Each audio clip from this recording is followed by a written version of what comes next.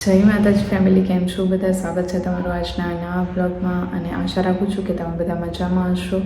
તો મિત્રો, ઘણા લાંબા ટાઈમ પછી આપણે આજે મળી રહ્યા છીએ. જે મારો ડેઈલી બ્લોગ જોતા હતા એ લોકોને તો ખ્યાલ જ છે કે 15 દિવસ જેવું થઈ ગયું અને એ પછી હું અત્યારે બ્લોગ બનાવી રહી છું. ઘણા બધા લોકોની કોમેન્ટ પણ આવી, ઘણા બધાનો કોલ પર્સનલમાં ફોન પણ આવ્યો મને કે શું છે કે દીદી તમે કેમ બ્લોગ નથી બનાવતા, પ્રોબ્લેમ છે કે નહીં. પણ એમાં એવું હતું, રીઝન એ છે કે અમારા ફેમિલી મેમ્બર્સ કહેવાય ને, અમારા ફેમિલીમાં સૌથી વડીલ જે અમારા મોટા બા હતા એમનું આજથી 12 દિવસ પહેલાં નિધન થઈ ગયું અને સ્વર્ગલોક પામ્યા હતા. એટલા માટે કહેવાય ને, આવું બધું બનાવવું આપણા ફેમિલીમાં બને એટલે કોઈ પણ એટલું સ્ટેબલ હોય નહીં કે ત્યારે બ્લોગિંગ બી થઈ શકે કે કંઈ પણ થાય એમ. તો એટલા મેન્ટલી આપણે સ્ટેબલ જ ના હોઈએ, જેથી કરીને મારા બ્લોગ નહોતા આવે.